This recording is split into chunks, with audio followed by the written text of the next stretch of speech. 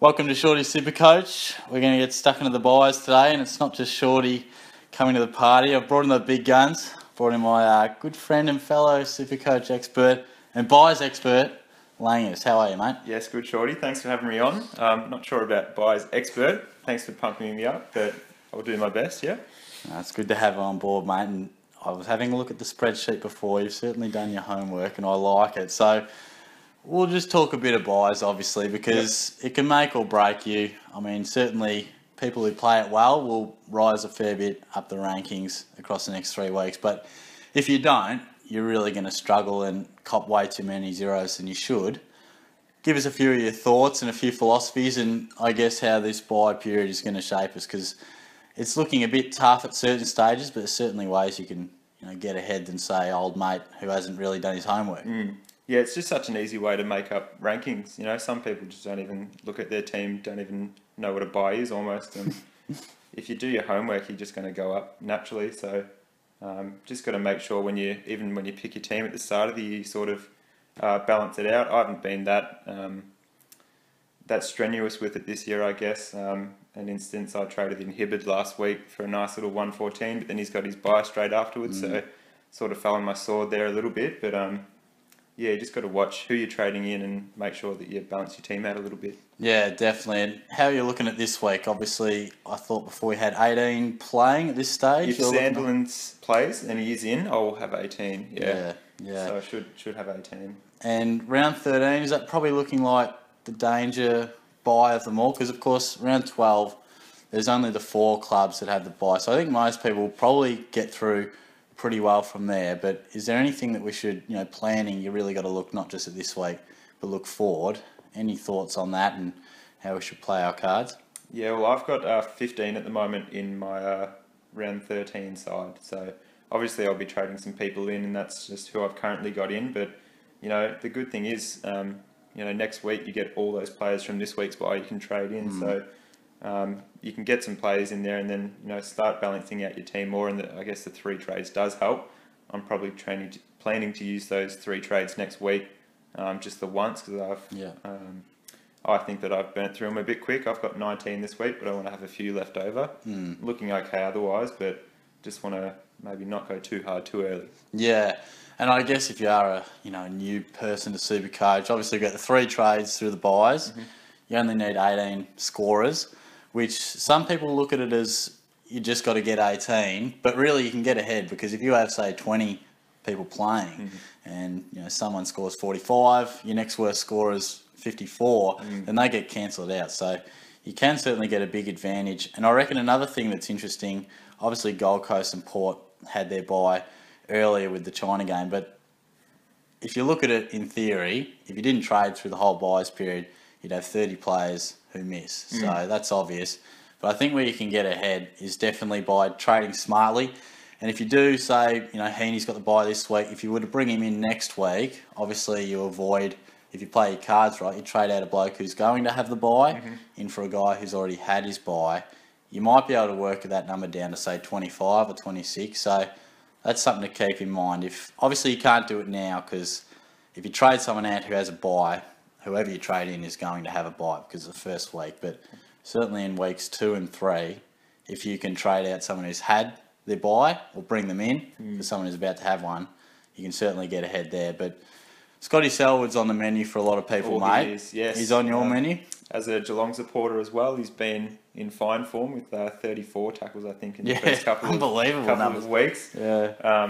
He's been scoring really well as well, just purely based on those tackles. So the word is that he's going to be tagging Rory Sloane on the Friday night, and hopefully he can get up around that 10 at least tackles and keep the scoring up. If he keeps scoring, he's not going to score the 112s every week, but if he keeps getting 80s, 90s maybe, he should still make, get over 400k.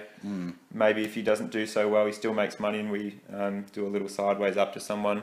Yeah. Best we can do, yeah. Yeah, and it is tough to bring him in a way, because he is slightly awkwardly priced. What is he, about 280, I think? Yeah. But I think he's a must-have. I mean, the way he's tackling, the way he's scoring, and you mentioned before we started this, it has shown his ability to score points as a tagger anyway.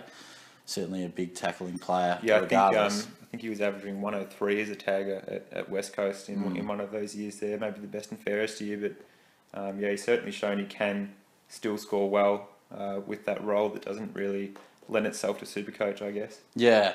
Before we talk about a few of the other guys, there's a few questions about sort of Josh Kennedy and Greenwood, of course. Anything else to add to the buys or anything that you're looking at with your team? And I guess talking about planning it, because a lot of people will look at these outs and panic and see all these blue dots next to their players and go, Jesus, how do I go about this? Because some people choose to just try and get through, others try and really shoot up the rankings. But how are you going to play it? You've obviously put in work. I've done a bit of a little spreadsheet here on the Excel, which has helped me a little bit. Sometimes the app or the desktop SuperCoach can get a bit confusing, so I've made it more customizable for me.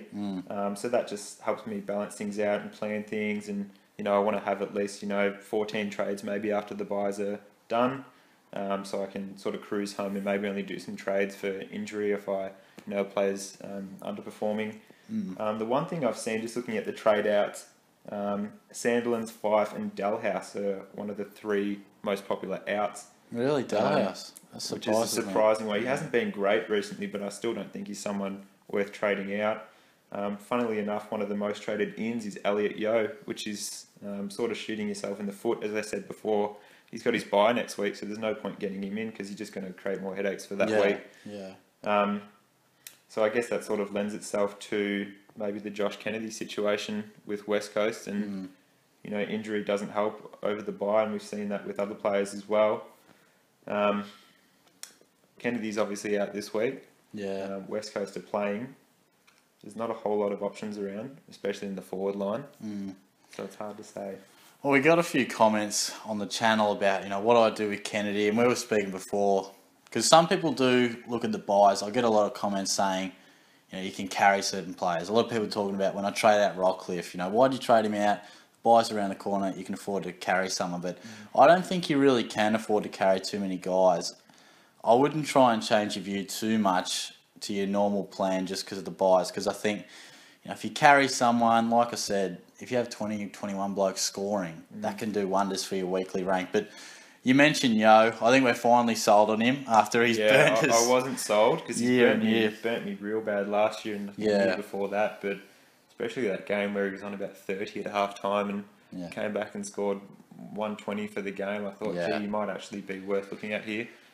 Absolutely SuperCoach friendly role, isn't it? Yes, just off that half back. All those intercept marks are gold. We see Sam Doherty and probably Red as well. They just relish off that. I reckon I'll be looking at getting him in after the bye, depending on what my team's looking like, obviously.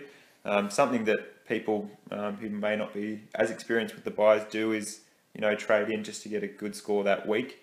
But you sort of have to look at the buys as one big round, I think. Yeah. Instead of just trying to get that big score every week, just get a consistent score over the 3 weeks, and then you'll see yourself going up instead of one big week and then the 2 poor weeks drag you back down anyway. Yeah, that's an awesome point, actually. You do. That's a common thing you see. People will have some decent weeks, but they'll just have 1 week that's an absolute shocker. And you'll just say, it was always coming. That's my week where I cop the pain. But you can avoid that pain. It's all hit us. I know when the buys first came in, I had 1 week that was just an absolute stinker. But Josh Kennedy, what would you do with him? And I personally sit in the camp of I'd probably trade him just because calf injury, 3 weeks I think probably would be best case scenario.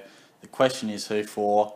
It makes me baffle even more so the fact that Dalhouse is getting traded out, because I honestly think, he's not setting the world on fire, but our premium options in the forward line are pretty scarce. So I know you had a bit of a unique option for the replacement for Josh Kennedy, which I quite liked. Obviously not for this week because he has to buy, but you were talking about... Yes, Mitch Wallace I think has been a pretty good option. He does have a break-even that's not as low as I thought it would be, which is in the 50s, I think. He scored 130 and 90 in the first 2 games. 130 was a bit out of the box. He was everywhere against Geelong, as I saw from the pocket and the players stand in. Yeah. I think once obviously next week West Coast have their bye, Kennedy out, Mitch Wallace will be a very popular pick, I think. He is a mid-forward, so he has got that added flexibility, and as you said, there's been just a severe lack of options in the forward line this year, so getting anyone in that's scoring, shows they can score that 130 odd. Yeah, would be a good move, I think.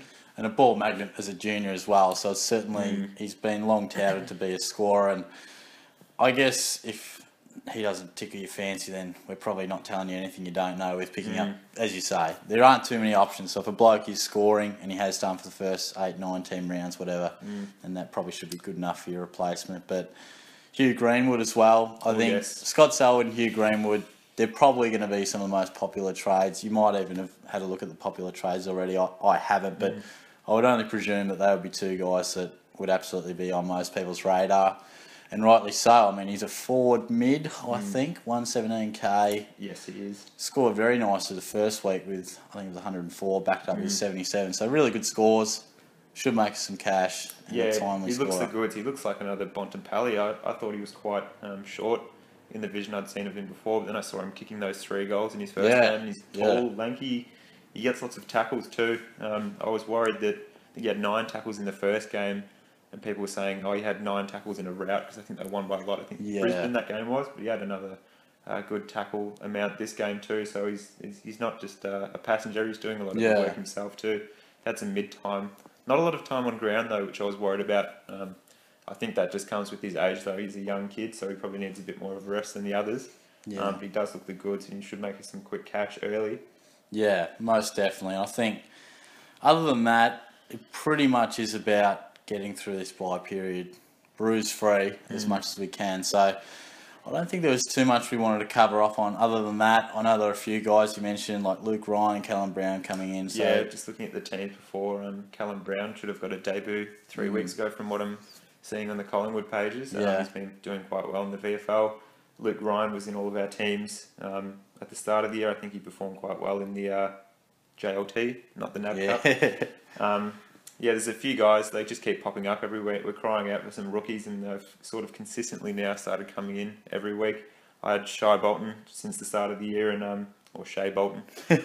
He's been on my mid-bench, and he came in for a nice 67 in his first game. When I was crying out, I probably would have had to spend another trade to cover a donut then. He's helped me. Jake Barrett as well, I've had since the start, and he's starting to score well, even though I've traded him this week. Maybe a bit prematurely, but he's done his job and made me some money, and he's making more money and going down to Scott Selwood and getting another warm body on the field, I think. And it is horses for courses, I suppose, because we were talking before, Barrett, Hannon, they've got the bye, but they are going to make us more cash. So it just depends on your team. If you need to bring in Scott Selwood and they're your only options, then you just have to bite the bullet. But if you can afford, like for example, I've still got Parfitt. He's just been sitting there. I've forever been wanting to have a good time to get rid of him. Now would of course be the time. But otherwise, if I didn't have him, then you probably would have to say, look, probably we'll miss out on maybe another 30, 40k. But Scott Selwood is an absolute must-have. You almost got to think of the scores then. Barrett's not guaranteed to come out and get the 70s he's been doing. Selwood, you wouldn't say it's guaranteed either, but he's got more chance of consistently getting those scores. You can't think all about the money. You've got to think about your team as well. Even with Hannon, he's had 2 80s in a row, but could come out and like he's done previously and get a 30. And then you're stuffed anyway in the middle of the bye. So it's a good point, because they can't be relied on. And while they have had a couple of good weeks, they've certainly shown that they're just as good a chance to pump out a 40 instead of an 80 odd. But thanks for joining me, mate. I think this has been pretty good coverage. Obviously, Scotty Selwood, Hugh Greenwood, they're the ones you want to get in. And obviously try and get your 18 players, of course. With having balance. A bit of a sight to the next couple of weeks. Don't throw the baby out with the bathwater just to get 18 this week. You might have to, if you cop 17, but it helps you in the future, then so be it. But I think if we can get through it well, we'll be doing nicely. So thanks for joining me, mate. I appreciate it. A solid debut from yourself. Thank Good you, work. Sure. Thanks for having me. All the best for the week in SuperCoach. Of course, subscribe to Shorty SuperCoach as well. Give us your comment. Give us some thoughts on what you're going to do with the bye period. And might have you on board soon as well, mate. But have a good week. I'll catch you guys soon. Thanks, Short. See ya.